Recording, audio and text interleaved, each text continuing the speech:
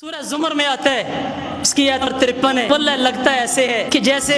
یہ آیت آج ہمارے لیے ہمارے رب نے ابھی نازل کی، اعلان کروایا اللہ رب العالمین نے نبی کریم صلی اللہ علیہ وسلم سے، فرمایا قل، فرمایا اللہ کے نبی آپ میری طرف سے، میں رب العالمین کی طرف سے، میں ارحم الراحمین کی طرف سے، اللہ کے نبی آپ دنیا میں اعلان کر دیں، یا عبادی الذین اسرفوا علی انفسہم لا تقنطوا من رحمت اللہ ان اللہ یغفر الذنوب جميعا۔ اللہ کے نبی آپ اعلان کریں دنیا میں اسرفوا علی انفسہم لا تقنطوا من رحمت اللہ، اور دنیا کے گنہگاروں، دنیا کے ظالموں جنہوں نے اپنی جانوں پہ ظلم کر لیے ہیں، اللہ کہتے ہیں نہ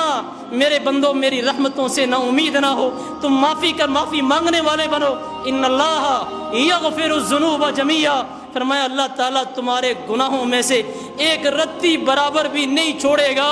اللہ تعالیٰ تمہارے سارے گناہ معاف کرنے کے لیے تیار ہے۔ او بھائیو، یہ رمضان کا مہینہ ہمارے لیے اللہ رب العالمین کی رحمت ہے، اور آخری بات یہ بھی یاد رکھیے گا، اس رمضان کے مہینے میں اللہ کے نبی صلی اللہ علیہ وسلم